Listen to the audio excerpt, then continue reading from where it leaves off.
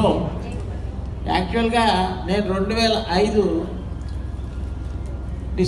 జనవరిలో రిటైర్ అయ్యాను. ఇక్కడికి వచ్చింది 2000 సంవత్సరంలో. లాస్ట్ 10 years అని ఇక్కడికి వచ్చి ఇక్కడ బాగుందని సెటిల్ అయిపోయాను. మా అక్కలు మా వదిళ్ళు దగ్గర ఒక 10-15 మంది ఉండేవారు వైజాగ్లో. ఈ అక్కింటికి అందరి ఇళ్ళకి వెళ్ళేవాడిని. తర్వాత వాళ్ళంతా కూడా పరపదించారు. ఈ అక్కింటికి మాత్రం చాలా ఎక్కువ సార్లు వెళ్ళేవాడిని. అప్పట్లో మా బావగారితో నాకు ఎక్కువ పరిచయం లేదు, కానీ మరి ఏమిటో ఆయన కూడా నన్ను లైక్ చేయడం మొదలెట్టి ఒకసారి మరి ఏంటి జగదీష్ నువ్వు కూడా స్నేహ సంఖ్యలో జాయిన్ అవ్వచ్చు కదా అన్నా. స్నేహ సంఖ్య అంటే ఏంటంటే అంటే చెప్పాను.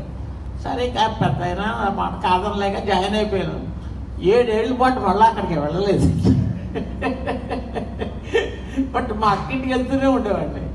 ఓసారి ఏంటి మీరు మన మాటల్లో ఆయన ఏదో వీళ్ళలో కొంచెం స్పార్క్ ఉంది అని ఏదో గ్రహించి మీ విజ్ఞానాన్ని మీ నాలెడ్జ్ని స్నేహంగా ఉపయోగపడేలా ఎందుకు చేయకూడదు అని ఒక క్వశ్చన్ వేశారు ఆయన.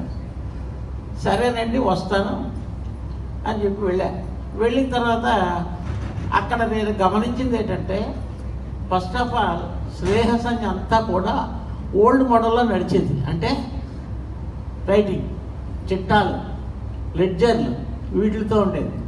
సో నేనన్నా నాకున్న పరిజ్ఞానంతో ఫస్ట్ ఐ విల్ డిజిటలైజ్ అని చెప్పి మొత్తం list of members including their full particulars digitalise చేశానండి.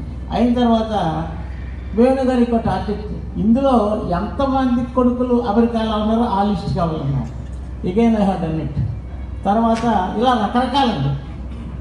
అమెరికాలో ఉన్న కొడుకులు ఉన్న తండ్రులు ఎంతమంది, ఇండియాలో ఉన్న కొడుకులు ఉన్న తండ్రులు ఎంతమంది, తర్వాత వైజాగ్లో ఉన్న వాళ్ళు ఎంతమంది, బొంబాయిలో ఉన్న వాళ్ళు ఎంతమంది.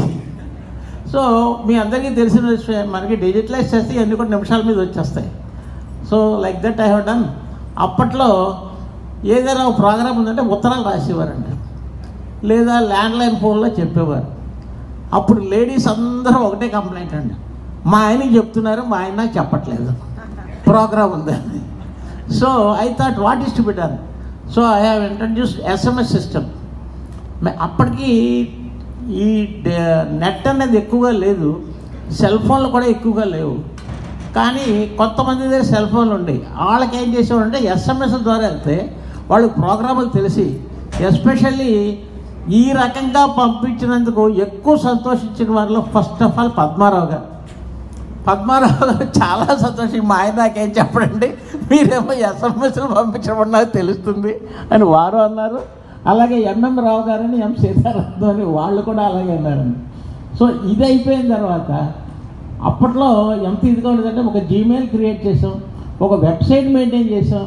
కానీ నెట్ స్పీడ్ అందరికీ అలవాటు లేకపోవడం వల్ల అది పాపులరైజ్ అవ్వలే.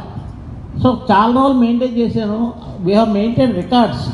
ఆ స్నేహ సంఘ వెబ్సైట్లో ఎంతమంది చూస్తున్నారు, ఫారినర్స్ ఎంతమంది చూస్తున్నారు, ఇండియన్స్ ఎంతమంది చూస్తున్నారు, all those records I use to submit our committee. ఆ రోజుల్లో నిజం చెప్పాలంటే ఇవన్నీ బాగా తెలిసిన వ్యక్తి, నన్ను చాలా అప్రిషియేట్ చేసిన వ్యక్తి డాక్టర్ TVS రావు గారు. ఆయన is doing some good work అని అనుకునేవారు. అలా కాలక్రమేణా అయిన తర్వాత కొన్నాళ్ళకి నన్ను అన్నారు, why can't you take some post అంటే అలాగే సార్, కానీ నా మనస్తత్వం ఏంటంటే నేను ఒక పోస్ట్ తీసుకుని అందులో ఏదైనా తేడా జరిగితే ఊరుకోను. So I was asked to do treasurer. 1 term చేశాను. Second term again you continue. So second term also I done. అయిన తర్వాత ఇంక నేను రెస్ట్ తీసుకుంటానని బయటకు వచ్చాను. వచ్చేసిన తర్వాత మనలో కొంతమంది ప్రముఖ వ్యక్తులు అంటే మా స్నేహితులు, నో జగదీష్ బాబు నువ్వు చైర్మన్ అవ్వాలి. ఎందుకు సార్ నాకు ఈ బాధ, ఏదో చేసుకుంటున్నాను, ఇంటికి పోతానంటే కుదరదు చైర్మన్ అన్నారు.